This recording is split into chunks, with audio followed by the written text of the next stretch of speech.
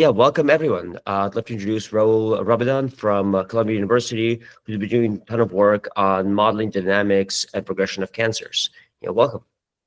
Okay, thank you very much for this invitation. I'm going to tell you something that we are doing here at Columbia, but in collaboration with many colleagues. I think we are very, very excited about the work that is happening now in basically AI applications to genomics, because this is transforming our understanding of what is the role of certain alterations that we are finding in cancer patients. And I'm going to be talking about the history of how we understand cancer these days, and how do we arrive to this kind of theory that we have of how cancers appear and evolve, and why some cancers become resistant to therapy and others not.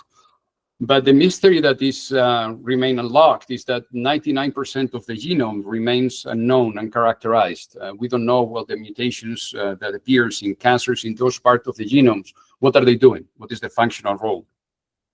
And so first I'm going to tell you something about our understanding of cancer, just going back in history. This is the oldest medical manuscript that we have. It's a papyrus. It was the timing is, yes, 1600 BC. It's a copy of an older document. It's thought to be like 3000 BC. And it's a treatise that was looking at different diseases, the presentation, what are the different symptoms, the diagnosis, and then treatments, potential treatments. And there are 48 cases, and one of the cases at the end is talking about breast cancer and what is the presentation, cold masses that appear in breast. And the conclusion is that there is no treatment. And from there till the beginning of the 20th century has been driven by doctor practitioners doing different therapies, I mean, with no real understanding of what was driving and what is the cause of cancer. The first causes they appeared in the beginning of the 20th century, with the work of Ovary in the beginning of the century. He was looking at the microscope, and he realized there's the structure of chromosomes that we know, and every cell we have 23 copies two copies of chromosomes, and every normal cell you have 2 different copies. But what he realized is that when you look at cancers, this is no longer true. Some of the cancers, I mean, here on the left, we are in the middle, we have 2 copies of every chromosome, like a normal cell. Here on the right, you can have something that happens that one of the chromosomes, like chromosome 3 here, is missing. Some of the chromosomes, they can have more copies, like chromosome 7, and so on. And when he looked at different cells, he realized that these cells, they are sharing these kind of abnormalities. So the idea is that everything was coming from a single cell. This cell has some problems with the genome, and all this genome was inherited by the daughter cells. So this was the origin of the idea that cancer, as we understand, is a clonal disease, come from a single cell. And what is happening in these cells is going to be inherited by the daughter cells. And all these daughter cells, they are going to inherit something. They are going to something else happening there, and going on and on. And has to do with our genome. So alterations happened in our genome. But at the time, it was unclear what was causing this type of instabilities in the genome, and what was the reason for that. The next work was done here in New York by a virologist. He was looking at chickens and hens here in Long Island, and he realized that there was these tumors that appear in some of these chickens. That you can take the tumor, and you can grind the tumor going through some particular kind of filters that not even bacteria can go through that. And taking the extract of these tumors, you can put in another chicken, and it grows another sarcoma. So that was the first time that it was shown that there was something that can make a cancer to go from one organism to a different organism, to be kind of an infectious disease. So there was an infectious agent that was causing these things, and it was a virus. So this is the Rous sarcoma virus that is going to play a central role in the history of our understanding of cancer in the 20th century. He got the Nobel Prize like 50 years later for this work. And the other work happened in Japan. This is a pathologist, Yamagiwa. He was also looking at the origins of cancer, and he worked with rabbits, and taking some coal tar and then putting on the ears of rabbit, he realized that they were developing some tumors. And he suggested that there were some chemical compounds that can cause cancers. So we have Rous He was looking at viruses, and these viruses, they can cause cancer. Yamagiwa was looking at some chemical compounds, and he saw that in the cases of rabbits, I mean, they was causing these tumors also. Next work, it came from Muller. It was quite interesting. He was looking at something that was already known. People start working with radiation, X-rays, and people exposed to nuclear weapons and other things. I mean, they develop a lot of cancers. He understood that it was basically this radiation was causing mutations, doing something in our genomic material, and this was the cause of many cancers. He was working with flies, and radiating flies with X-rays was causing mutations, and these mutations were inherited in cells, making kind of more concrete developments on this theory of ovary that it was developed 20 years later before. So that was in the 50s. In the 50s, there was these ideas that, I mean, cancer was coming from a single cell. There were some chromosomal aberrations that were happening there. There are different causes. In the cases of Raus, it was finding viruses. In the case of people working with chemical compounds, they were looking at these carcinogens, and radiation was also causing these type of things. But there's no clear, concrete hypothesis of what was going on there. This is the work of Nordlund. He was a statistician. He was looking at different data in different countries and looking at mortality of cancer. And he realized something quite interesting. This is 1953. It was the same year as when Watson and Crick discovered the structure of DNA. And what he realized, something interesting here, is in the log-log plot. This is the number of people dying from cancer at different ages. And what you realize, you look at different countries. It was in the United States, United Kingdom, France, and Norway. These kind of different kind of big data of the time. And here in the log-log scale, he realized something that we already know, but this, I think, is more profound, is that older people, they get more cancer than younger people. But the proportion of older people that get cancer is the same in different countries. And it's kind of the same rule. So if in the log-log scale is a straight line, he can fit a straight line here. So it's kind of a power law with a power between 6 and 7, depends on the tumor and different things. But it's kind of the same rule. So there's something that is causing cancer. It's kind of statistically reproducible. We don't know who is going to get cancer or not, but statistically we can see that older people in the 60s and 70s, they are going to be this number of people who are going to get cancers. And this is going to be the same in different countries. So suggesting that there was something there in common. There's a common process that creates cancers. And the idea that was developed with the previous kind of historical developments before is that as we are getting older, these different compounds, it could be carcinogens, chemical, radiation, other things can cause mutations. As these mutations, they accumulate, they can cause cancer. As you are getting older, there are more mutations, and these more mutations, they can lead to more cancer. And except for kind of pediatric cancers, we know that this is the case. So then the real kind of breakthrough on kind of the molecular causes of cancer came also from the same virus, this Raus sarcoma virus, that Bishop and Varmus, in a paper in 1976, Nature, they found that they realized that this virus was causing cancer. They were looking at the cells that were transformed. They realized that some cells, they were not transformed, so other ones, they were transformed. But what they realized is that this virus, they carried a gene that was very similar to one of the genes that happened in chickens. And there was a real gene in the cells of the organism. So it was not that the virus is doing something rare. It's just taking their own genes from the organism, from the host, and taking and expressing these genes. So it was the first time that was kind of shown that it was a disease of our own cells. So our own cells, they were doing something in some genes, they were overexpressed, and this overexpression was lead to cancer. And then that exploded the next phase of our understanding of cancer. It's cancer genetics, not genomics yet, it's genetics. It's looking at the specific genes that are associated with cancers.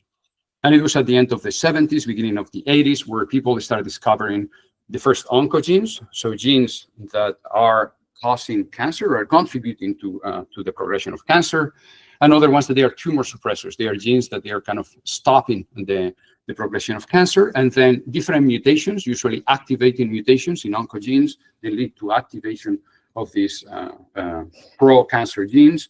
And inactivating mutations in tumor suppressors, like p53 is the most common one. And these ones stop the brakes of making a cell kind of becoming a cancer cell. So here at Columbia and many other institutions, many of our colleagues, they got the tenure basically based on one gene. They discovered one gene that was related to cancer. It can be an oncogene, a tumor suppressor, and the whole life was exploring the role of this gene. And that was the theory that was kind of formalized in a more precise way with Noel in 1976. The idea that cancers come from a single cell, they are clonal processes, they are our own cells. Mutations happen randomly. Here is in this cartoon, we have a cell, this is the blue dot here, blob. And mutations happen, they are the crosses here. There could be a mutation here, a blue mutation that is doing nothing. But then at some point, another random mutation happened here, the red mutation, leads to clonal proliferation. So the cells start expanding faster. This is the oncogenesis, the beginning of the cancer. Perhaps not too fast. Another mutation happens later, the yellow mutation here, and then this leads to further acceleration of the process. And there's this kind of clonal Darwinian process that is kind of growing and growing and growing. And that happens. We know that our cells, they grow from different clones, but when this process is uncontrolled, then cancer appears. Until the beginning of the 20th century, that was basically the main role. And people were looking at these different crosses. These are crosses that they are kind of important genes that were kind of fundamental to understand the biology of cancer. Now we enter in the 21st century, and then now we have the technology, and the technology was done to understand these things read basically these mutations. Now we can basically open the book of cancer, the genome of cancer, and read what is happening there. It was the human genome that was providing the first map. And then once you have the map, you can look at what are the different alterations that happen in different patients. So usually mutations are classified into two different kinds, depends on the origin. As we are born with mutations coming from our parents, we can inherit some mutations that can contribute to cancer, okay? And these are called germline mutations. The first cases appear, for example, doctors looking at very young kids that develop this type of tumors. For example, there are families that they are called Lifraumini, that they have mutations in one of the tumor suppressors that I mentioned, p53.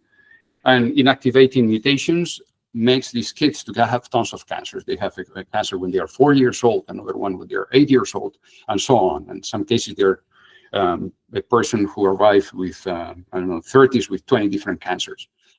And these are the ones that they're inherited.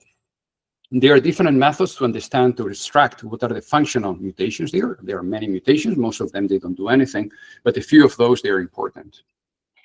And most of the work has been done, my work and the work of most people, in what is called somatic mutations. And these are the mutations that happen in the lifetime. Since we are coming from a single cell, we are 10 to the 14 cells in our body. And then all these mutations, they accumulate in different cells. They are random mutations. If you take cells from different parts, they have mutations. Every cell has different mutations. But if these mutations, they happened in the wrong place, then you start getting these cancers. And then we are sequencing these cancers. We are trying to understand what are the different mutations. And typically in a whole genome of on a cancer, you can get 10,000 mutations or so. Of those, we think only few of those, they are going to be functionally important. Some of those, they're known players, as the ones that I was mentioning. Most of those, they are doing nothing. And some of those, we don't know the role. And they kind of, we're trying to understand what is important and what is not important in all these data. But question. Yes. You're saying that there's a large number of mutations, of which a few are actually important. Is that different from regular cells? Like, do normal cells accumulate that many mutations, or is it just these? That's a very good question. So indeed, I mean, normal cells, they accumulate mutations. There is most of the mutations, they come with age. As we are getting older, you can get, for example, there are very nice work from colleagues in Sanger that they get normal cells from the gut, and then look at, if you're getting older, how many mutations and do they accumulate? Normal cells, these are not tumors. And you can see that as we are getting older, you get certain mutations. The mutations, they come in flavors. Okay, so there are different mutations referring to the molecular mechanism that cause the mutations. If you're a smoker, for example, then this number of mutations accelerate. And mutations in normal cells in the lung, they are higher than expected. leading to high probability of developing a cancer. If you go to the sun and then you get UV radiation, you get another type of mutations with a particular flavor also, and then they cause melanomas or kind of another type of skin cancers. So all these things happen. So we have a background of mutations as we are getting older in normal cells. On top of that, you can get, depends on how you're exposed to different things or even mutations in genes that are related to DNA repair, this process they can accelerate. This is what in most of the cancers we are finding. There are other processes that are contributing to this acceleration. That's good? Got it. Thank you very much. Yeah, that's very helpful. So what happened in the last 15 years or so? Well, the technology becomes cheaper and cheaper, so we can sequence many patients. Now there are catalogs with 100,000 patients, even more, where in these genomes they have been sequenced. Some of those, they got only a small fraction of the genome, where we think is there important information, like protein coding mutations. And other ones, they are whole genome. And then depends on different studies, you can get different types of information. And the last, I would say 15 years, they have been kind of a cartography of the different tumors. We have been mapping, you take a patient, these are called cross-sectional studies, usually, let's say a person with a brain tumor. You have, and you look at the mutations there. And then you look at another patient with brain tumor, and there are different mutations. Some of the mutations, they are in the same genes, and then you suspect that these genes, they are important for this particular tumor. Some of those, most of them, they are going to be different. And this is a catalog. This is number of mutations, This is from a paper in 2013, one of these catalogs, where you can see number of mutations divided by megabase. So you take a million bases in the genome, and you count how many mutations you find. And these are different type of tumors, and this is in a log scale. And you can see that there is a wide variety with some tumors like melanomas that they are associated with exposure to UV radiation, where you get tons of mutations. And some tumors, pediatric tumors, they have very few mutations also. And some of the tumors you can get kind of a small number of mutations, some of those with a lot of mutations. As I was mentioning, these ones, for example, they're associated, many of those, to exposures of different kind of chemical compounds or UV radiation. So they have been a catalog. Now we have a lot of information of these things, but most of this information that has been collected has been in regions where there are kind of information about proteins. So we have the proteins, we know the mutation is changing the protein, and then it's changing the function of the protein. And then using different techniques, you can try to infer what is the function of this and what is the role of this protein in the cancer. So this is kind of what is called this kind of the standard model of cancer evolution, where you have normal cells, as I was mentioning, like say 10 to the 14 cells in our body. They are doing different things. There are different programs. At some point, because of random bad luck or because of chemical exposures or anything, one of these times running here from left to right, one of these cells that you cannot even see kind of starts expanding. So you have a clone that's growing. Subsequent mutations lead to further expansion of this population, and then you have a diagnosis. So, for example, I work in brain tumors, and then you see that there is an expansion of a person start developing some strange kind of behaviors, or start vomiting, or start losing control, or cannot speak, something. It goes to a neurologist, they go to the hospital, an MRI, and they see there is a mass in the brain. So immediately it's taken to surgery, doing some treatment. In the case, for example, of brain tumors, I mean, usually it's surgery plus radiation plus a chemical compound. In brain tumors, usually temozolomide, an alkylating agent. And then in some cases, the tumors, in many cases, the tumors shrink. But some of these clones that can be different from the one that is here, another clone that remains hidden in the brain or in different places, continues to be dormant, and at some point they start expanding and becomes resistant to the therapy. And then, becomes resistant to the therapy. And then the tumors relapse, and then you have a relapse of the tumor. And then there are different therapies. Perhaps the therapies that were effective before, they are no longer effective, and doctors, they try different options. And then one of these clones is to continue expanding, and it depends on the tumor, they can start populating different cells, and then you have metastasis that goes around. So in the last few years, as I was mentioning, this is kind of this type of studies trying to understand the evolution of different tumors. They are called longitudinal studies, where you take normal cells, to look at what is somatic, so what is normal versus the tumor. You take the diagnosis. Sometimes you get from the mass in different places and trying to understand what are the different mutations that happen in different places. You get at different phases before when the tumor is resistant to the therapy, when it's become resistant to the therapy, when there's a metastasis, and then you try to infer what is the structure of that. Usually it's kind of through these phylogenetic stories that you get kind of these phylogenetic trees. And you have kind of this longitudinal type of evolution. And we can learn many things. So looking at mutations, for example, that they're specific to relapse, we can just learn something about mechanisms of resistance or sensitivity to different therapies, or looking at the metastasis, we can look at what is doing a particular cell able to populate a different organ and do different things. So now we have more catalogs. Longitudinal studies, they are not as common as the cross-sectional, but they are very useful. So in the last few years, we've been working, and this is some of the work we've been doing, mostly in brain tumors and also in leukemias and lymphomas, trying to understand what are the different mechanisms that happened. And we have all this cartography of different mutations. But as I was mentioning, we've been focusing only mostly in only the 1% of the genome that is coding, that is taking a particular mutation in a protein and changing the protein, because now we have the methods, both computational and experimental methods, and to understand what can be the functional role of a particular mutation in a protein, because if it's binding, if the protein is activating a particular protein, or it's doing some phosphorylation, or it's doing some interaction with another protein, we can start mapping these particular things. And we have a lot of tools for doing that. So that map is rather interesting, because you're not showing just that there's a mutation that causes cancers, that some mutations appear to be specifically relapse mutations. Is that right? That's right. So what's so special about them? So, for example, here, that's a very good question. Here, and this is in pediatric leukemias. On the left, this is a summary of some genes. This is the name of genes that appears to be mutated. And the color, if you find it only in diagnosis before the therapy, if they are in common in diagnosis and relapse, and if it appears in relapse. For example, this one here, NP5C2, is one of the mutations that appear specifically after treatment. And we understand very much the role, because now you have these mutations.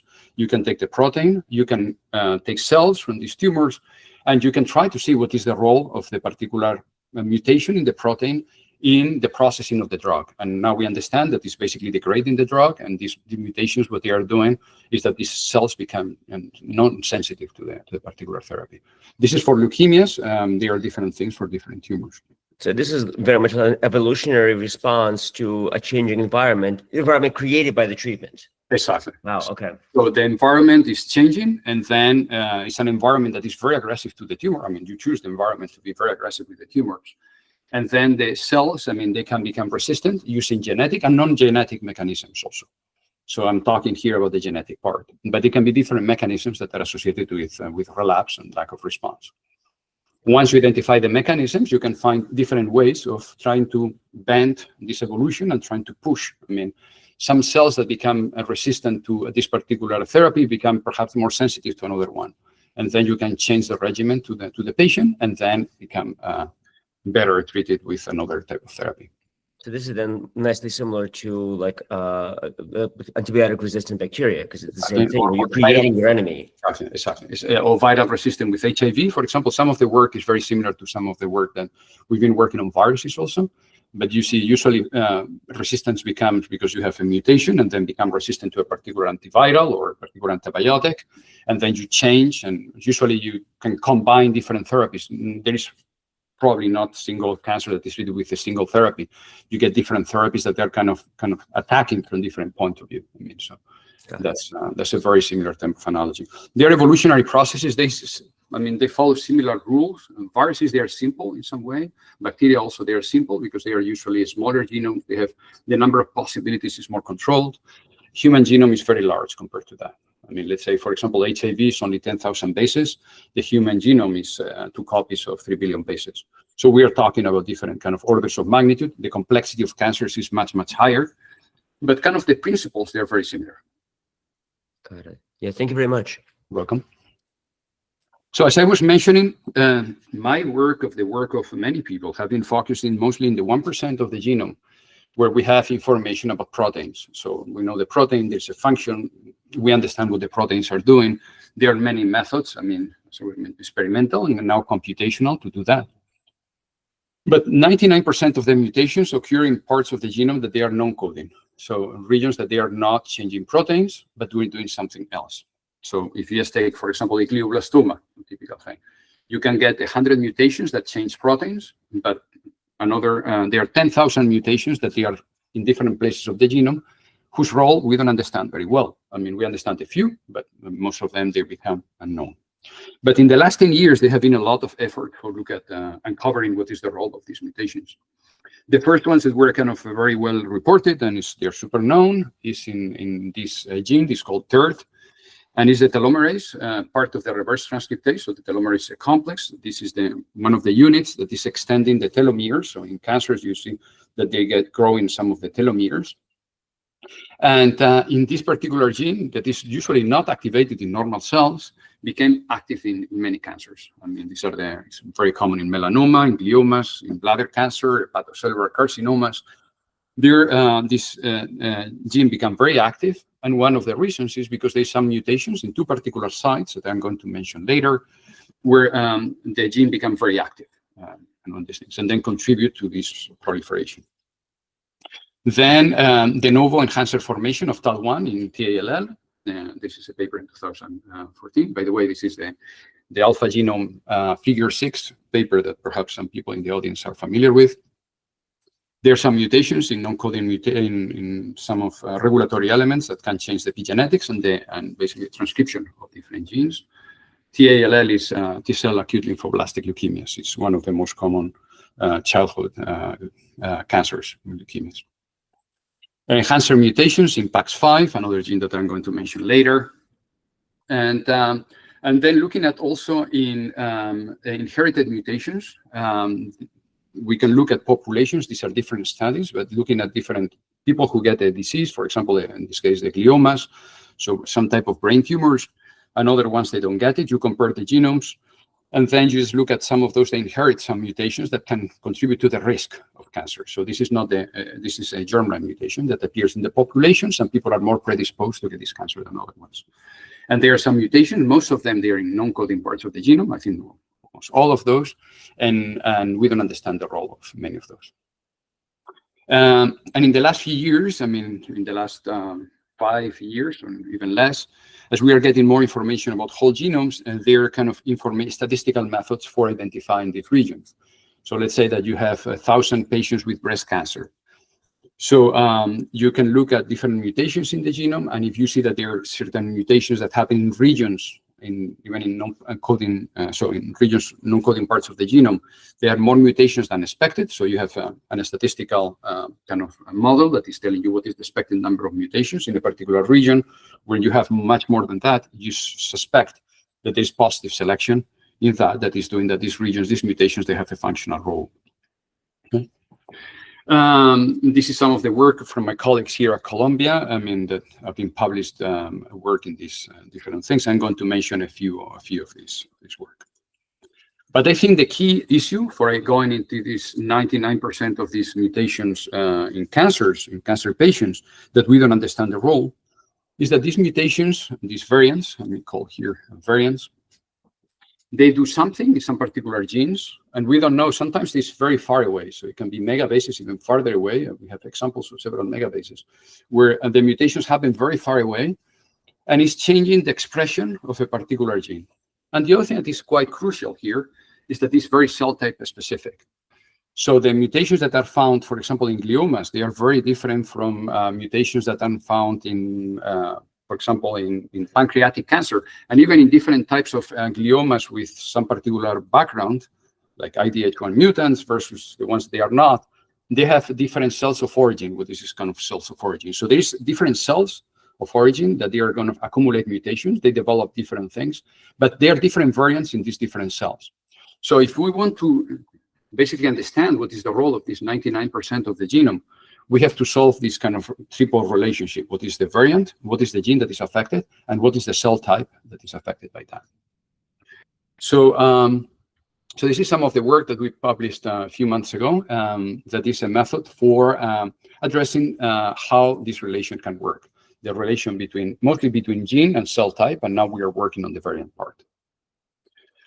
So what we are looking for, we want methods that are able to infer transcriptional activities, so the amount of different RNA that every gene is producing in a particular cell type. So if you are taking a particular cell type, you want to predict what is the amount of particular gene in a particular cell type.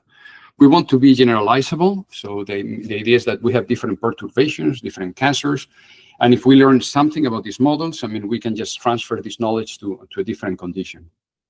We want to be as interpretable as we can, so we can just learn more about what is a specific mechanism. And obviously quantitative, we want to predict what is the amount of expression that we can do that. So the models that we've been trying to work is just, as I was mentioning, is a model that is incorporating genomic information and epigenetic information. We are going to be learning two functions. The first function is trying to understand epigenetics. So we take a region in the genome, it's around 2 megabases. We look at parts of the genome where there is information based on epigenetics. So these are regions that are open in chromatin. So chromatin can be open or closed. Regions that are open for, they are going to be more kind of, or we think is more going to be more relevant for the transcription of different genes.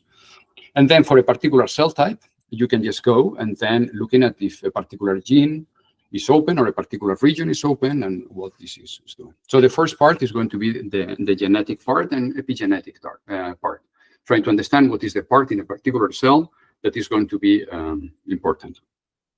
The second is once we learn this structure, we are going to predict expression in a particular cell type a specific way. And these are the two functions, the first function that we call G, the other function that we call F, that is trying to predict expression. The data that we used in this paper, now we have a model that we are kind of finishing now, that is the next version, that is much larger, that is using data from 1.3 million cells of different cell types. This is all in humans, adult human and fetal. And then you have different cell types. You just take these different cell types. You look at epigenetic data. This is coming from a technology that's called ATAC. And there is genomic data from every cell is the same. And then the expression. And you try to predict what is the expression in a particular cell type, given the epigenetic data that you have. This is kind of a very rough metaphor of analogies with language models. Is in language you have a dictionary. You have, I say, 20,000 tokens or words. I mean, and then that you are using. They are coming in different domains. Some of the words, they are very common across different domains, like to, is, etc. They're common. And some of those very specific to a specific domain. So for example, I'm talking now about cancer or molecular biology, and it's going to be cell, DNA, RNA, cancer, and different words. There's a structure of how these different words, they are coming, and there's probability distribution of these words in a specific context. And this is what we call the grammar here. And then once we have that, we can predict what is the relevance of a particular structure to a particular topic. It could be scientific relevance or truth or whatever. Here in the model that we are developing or we developed, we have the dictionary is going to be larger. So you have a lot of elements. There are different regions that are open or closed. They can be promoters, enhancers around different genomes. And the information that we are getting, the genetic information is going to be encoded in something that is transcription factors, protein that they can bind directly to these particular regions. So you have a lot of information. Usually they come in big matrices where you can have transcription factors. Usually they come in families, and then different regions that are open or closed for specific cell types. In the same thing that we have domains in language, we have domains in regulation. These are going to be different cell types.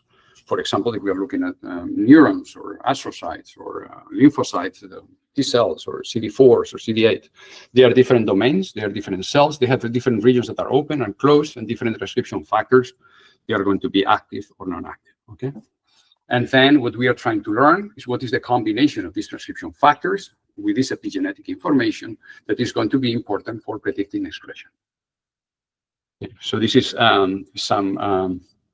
So wait, let me understand this. The model. It sounds like a traditional language model. It sounds like you have a G is tokenizer to figure out, like, from the various signals. What I mean, for you, in your case, I think it's just from, I guess, epigenetic modifications to these larger patterns. Actually, maybe it's a good thing to clarify.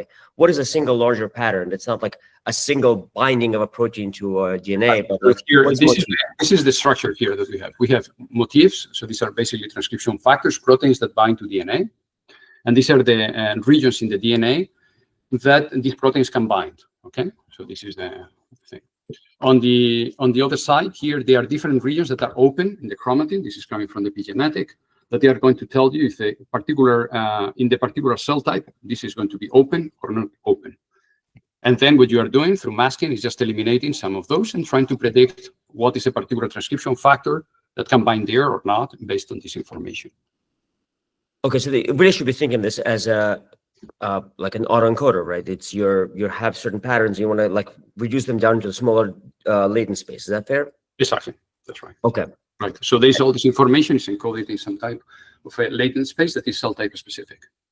And now the f of x model is, the input for that thing is the latent space, not the original epigenetic markers. That's right. That's right. Okay, so this is more like a latent space than expression there. That's right. So you should think of this more as a latent space than a tokenization for like the tokenizers would be like, this is like letter A or a phrase or a sentence is one token. This is an embedding. That's right. Got it. Okay, so here is, for example, if you try to predict what is the expression of a particular gene, I mean, as we've been doing for a long time. So you can just look at if you take a gene, you look at the transcription start site. So this is the beginning of the gene, and if it's open or closed. And then these are different. So this is a leaf out where you just take all the different cell types, except for astrocytes. And then you take the information from epigenetic information from astrocytes, and you try to predict what is the expression of this particular. And then what you can see here, this is the accessibility, and this is the expression. And then it's not doing very well. This is something that is very well known. The other thing you can do is gene activity. So looking at the whole gene and trying to see if this the whole gene is open or closed, and then if this is associated with expression or not. And then you can do that. It's not doing very well. You can just look at, say, well, I don't need to do anything. I can take the closest thing to an astrocyte and try to see if I can just use this information to predict what is the expression. And you can do pretty close. Depends on how good is the sampling that you had. You can do closer. And there are different things, and this is basically with the method that I was mentioning before. So here's what we are doing at the moment. So we have this model where we take all these different physiological cell types, and we are learning all this kind of a structure of different transcription factors and epigenetic information, and how this information is encoding information about expression. Using that, you can fine-tune to different systems. This is kind of the center is kind of the physiological cell types that I was mentioning, and these are different tumor types. This can be GBM is glioblastomas. These are brain tumors. It can be, we are working in DNA repair genes, cross-sectional data in different tumor types, in B-cell lymphomas, and also in myelodysplasias and myeloid leukemias. So how it's working usually is we have this model that is learned in the physiological cell types, and then you just get to an extended cohort of patients where you just take one of those. You learn what is happening in these tumors, and then you do the prediction in the rest. This is, for example, in 16 samples of glioblastomas, where you have the tumor, and this is also quite interesting also because you can just learn what's happening in the tumor versus the physiological cell type, the cell of origin there, in this case astrocytes, trying to see how the transcriptional regulation has been rewired, but not only in the tumor itself, but also in macrophages, in all the different cells that are around. I mean, one of the things that is very clear that is happening is that when the tumor is evolving, it's not only the tumor itself, but it's reconfiguring all the cell types that are around, including immune cell types. And this is the prediction. If you don't have information about the single patient, so you have 16 patients, you take one, you leave the other ones for validation. You predict what is the expression. This is kind of you have the zero shot, you don't have any information. You have one of the patients, and then you see that the prediction is quite good at the level of expression, and not only the tumor itself, but also in the immune cells that are surrounding the tumors, so that they get rewired. So how we look at how we interpret things is usually we look at the Jacobian, and we look at changes in motif and regulatory region that contributes to the gene expression in a particular cell type. Okay. I'm going to mention two applications in this talk. One is assessing the regulatory impact of non-coding mutations, both somatic and germline, so the ones that appear in the lifetime, and examples of things that appear that they're inherited. And the other one is interaction between different combinatory, the regulatory factors. So these transcription factors, they interact, and they form, these different programs, they come with different proteins, transcription factors that can come in gangs that are associated with different cell types, and how you can relate some of the mutations that we are finding in these transcription factors to different regulation in different cell types. So the first example I'm going to mention is data from something that's called the GLASS consortium. These are patients that they have whole genome sequencing, so there's information about the whole genome, and it's longitudinal data. So there are patients, these are brain tumors, these are high-grade gliomas. You have normal cells usually from blood. You get from the tumor a diagnosis. Sometimes you get from different places in the tumor. These tumors, they are usually treated by surgery, an alkylating agent, temozolomide, and then radiotherapy. And usually a year or so, the tumors come back. You get another sample, sometimes from surgery, and then you sequence again, and then you try to see how the different things go. So you get from 2 to 6 tumor samples per patient, and then you have this longitudinal information. The amount of mutations, somatic mutations that you get, is typically 10 to 1,000 in coding regions, so protein changing. Most of them, they are protein changing. But if you're looking in non-coding regions, you can get to 1,000 to a million cells, to a million mutations. There is this phenomenon that is quite interesting in gliomas, but also in other tumors, that is called hypermutation. That in 15% of these gliomas, there is an activation of a system that is correcting mutations, and they start accumulating tons of mutations. And these million mutations that happen in some patients, they are usually after therapy, because this hyper mutation phenotype is associated with the therapy. It's a mechanism of evasion of therapy. And the idea is that if we can use this information to assess the impact of non-coding mutations. So here is one information. So this is the example that I was mentioning that is known, is very well known, is the third promoter. So this is the reverse transcriptase. This is the RT of the telomerase. So usually in most cells in our body, this gene is silent, so it's not expressed. What is happening in these tumors is that in a fraction of these tumors, majority, that it gets activated. So one of the mechanisms of activation is mutations in non-coding part of the genome that activate the expression of that. So if you just look in third is here, this is a region about 2 megabases in chromosome 5, and third is the gene here that you see in the middle. This is if you see normal astrocytes, this is transcription, so this is the amount of RNA that is expressed here, and you don't see that this is very high expressed.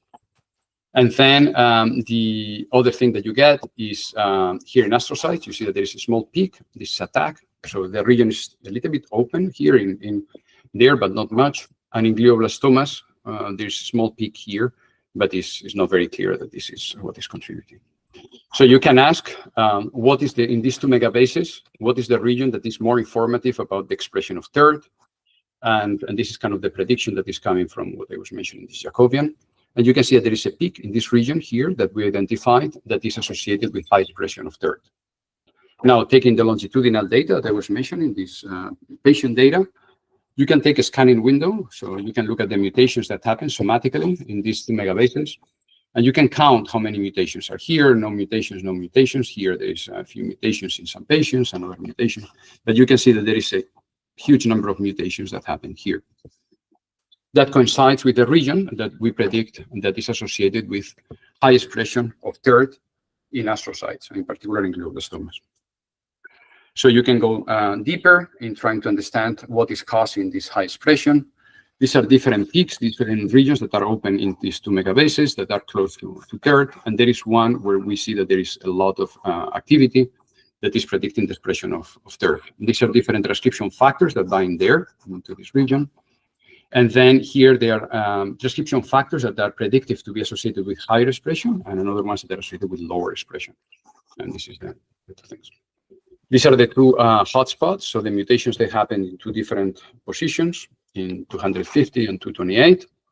And what they are doing is activating, creating this ETS1 site and deactivating other transcription factor binding sites. So you can introduce these mutations and try to see what is there. So you can predict what is the expression of that mutations by trying to change, looking at the expression of these particular transcription factors. If you remove this transcription factor binding site, what is happening? And you see that these two mutations are associated with higher expression.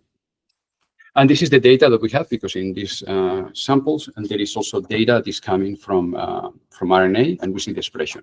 And the promoter mutations, these two that are here, associated with higher expression that I was mentioning before, at this point now. So the idea is that, yeah, we can start looking at some of these non-coding mutations and trying to interpret in a particular cell type what is the role of that.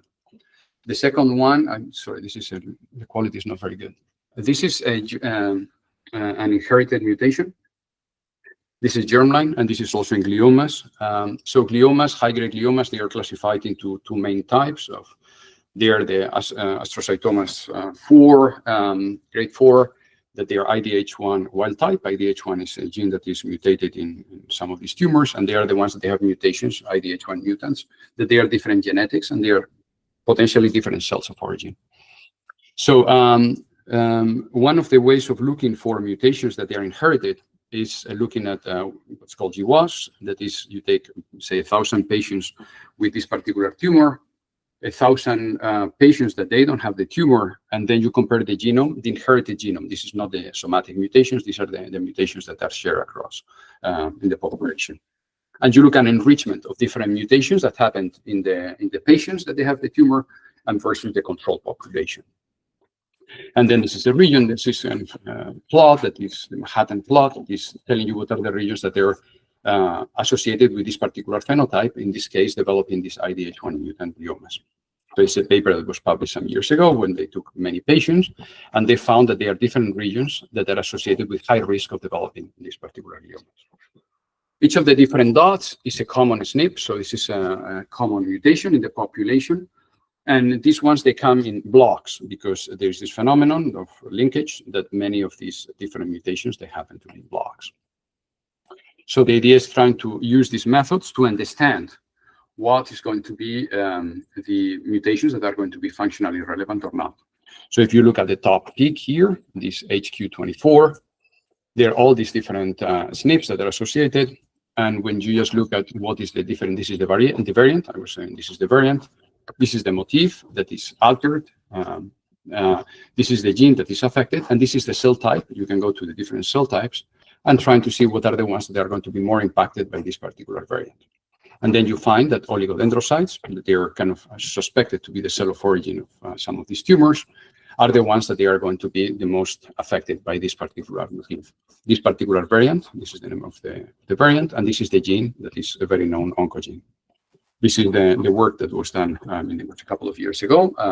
This is by a different group when they showed that these are kind of the functional variants that are associated with that.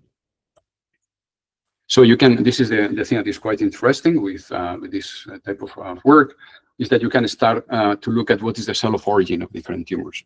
So what is if there is a particular variant that confers risk to a particular cancer, you can just start looking using these cell type specific models of regulation in what cell types and these things are going to be relevant or not. And what you see here is that oligodendrocytes are the ones that they are predicted to be more affected by this type of, by this particular variant.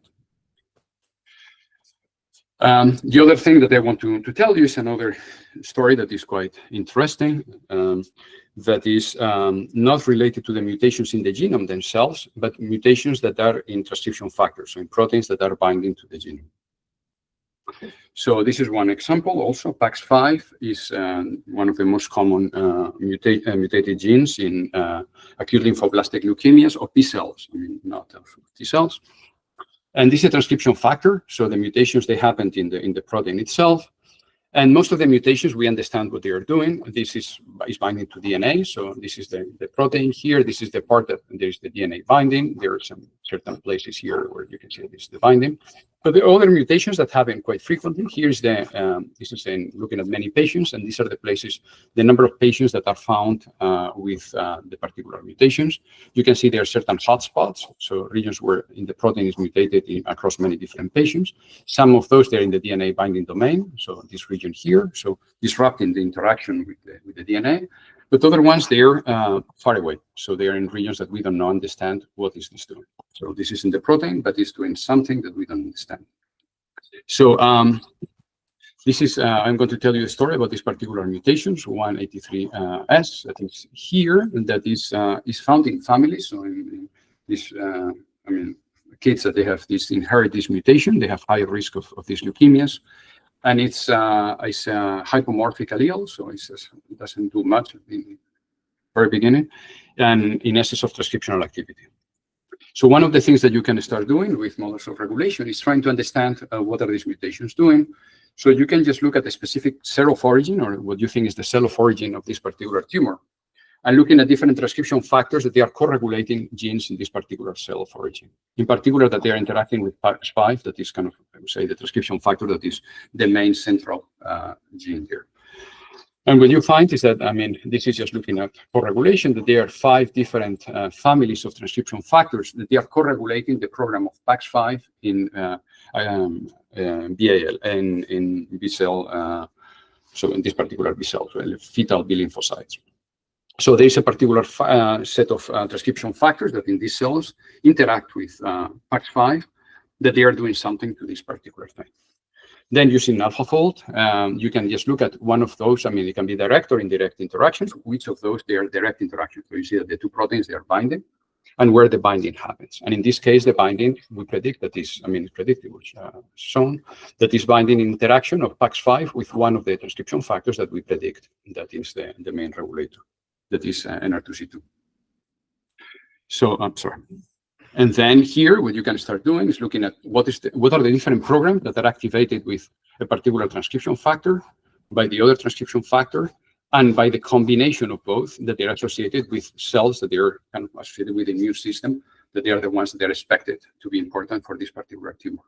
And in particular, what is happening with this cancer is that you are disrupting this interaction and disrupting this transcription program that is fundamental for the development or kind of progression of this particular tumors.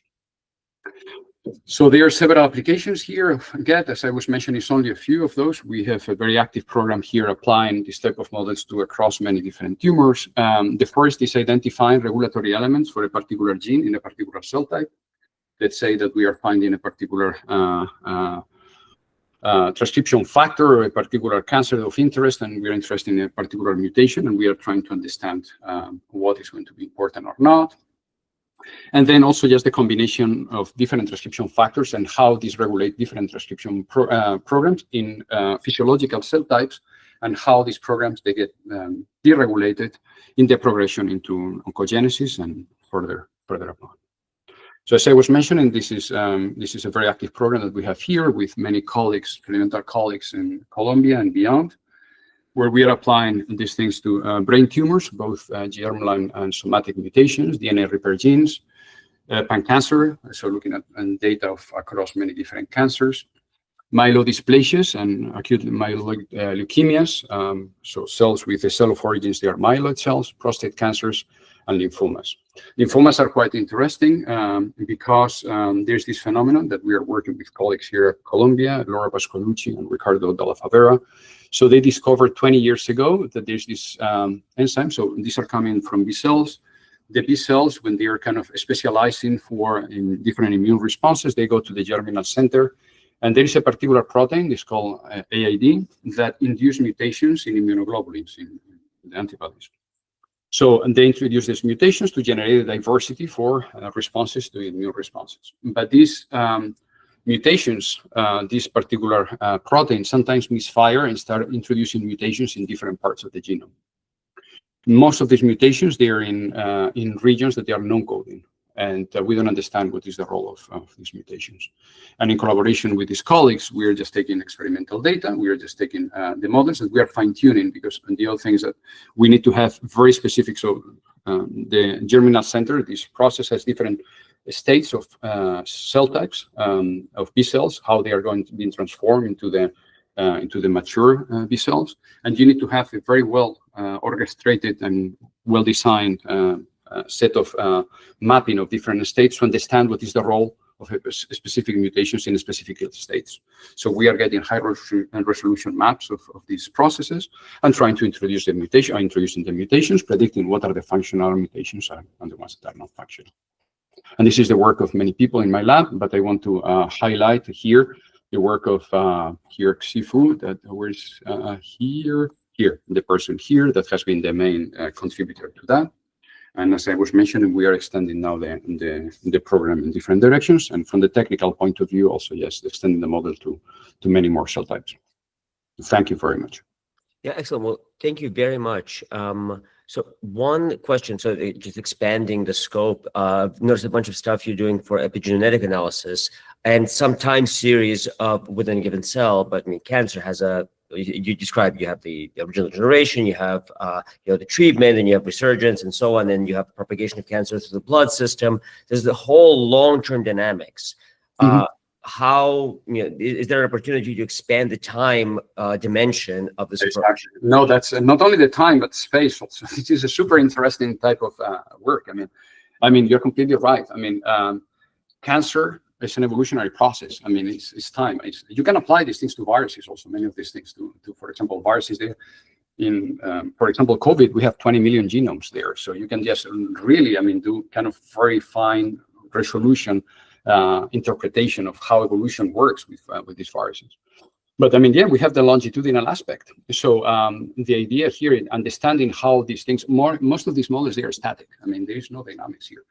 So good problem. We've been discussing these things many times. I'm just working in so many directions now with different applications but this is, incorporating time is going to be crucial. The other thing that is very interesting is the spatial component that I was mentioning. Now there is a lot of technologies that do a spatial omics in general. And then you can have the tumors. The tumors, they are not homogeneous entities. As I was mentioning in these cartoons, you can have different mutations happen in different places. They interact with different immune cells in different places. So there is no single tumor. It's just it's a different thing. So on these programs, they are going to be different places. So how to incorporate in the spatial temporal structure of this data, I think it's a fundamental, problem, and I think it's key. So we should be thinking if I have an image, a 3D image of a tumor, and as it's interacting with the immune system and different patches winning, losing, that kind of thing. Exactly. Okay, fascinating. No, and then I guess how might you integrate this? Now we have many modalities, which arguably some of these transformers are fantastic at. So how do you are thinking of integrating genome, proteome, and exactly. I was mentioning this is a very poor man approach that I was presenting. It's only one modality, it's attack. Genomic information is the genomic information, but it's basically attack and expression. There are many others. Using chromatin structure, Hi-C, and many other ones. Incorporating all this other information into the structure is going to be kind of a very interesting thing to do, definitely. Yeah, well, fantastic. Well, thank you very much for the talk. It was very interesting. Hi, Raúl. Yeah, Thank you for the talk. Yes. It was pretty good. I unfortunately missed part of it, but I'm wondering if in that part you had talked about so I did a little bit of data-driven modeling in this space, like where we did observability analysis for different genes and their expressions. So I'm wondering if you were able to look at what would be the best receptors or best observers for certain expressions, and are you able to come up with a certain notion of like there are these combinations of genes that get expressed together, like different principal modes per se. I think the quality of the sound was not great. I mean, Oh, I'm sorry, I'm traveling. but you are talking about different transcription programs. I mean, themselves. I mean, how we can read different transcription programs. Oh no, I was talking about how you might be able to design different observers for the best observability of all these genes that are expressed. Oh, I see. I see. So a selection of a small number of genes that they are going to be representative of the whole information that is there. Yeah, like in some sense, like an eigen combination of these genes. For measuring expression. Yes, I mean, in principle, yes. I mean, you can reduce the number of genes that you need to read in this particular thing to get something else. I mean, these technologies, they are very standard, so they come with basically reading all different transcripts. But in principle, I think it can be done. I mean, it could be interesting in case, for example, when one is looking at spatial transcriptomics, for example, where the samples are going to be very sparse. I mean, getting only a fraction of these genes and trying to do the inference. I mean, it could be very interesting. Definitely. Yeah, maybe in the spatial context, I think it's very interesting. Yes. Cool. Oh, so we're at time now. So I don't want to take many more of your time, but yeah, fantastic. And thank you very much for taking the time. No, thank you for the invitation. It's a pleasure to talk.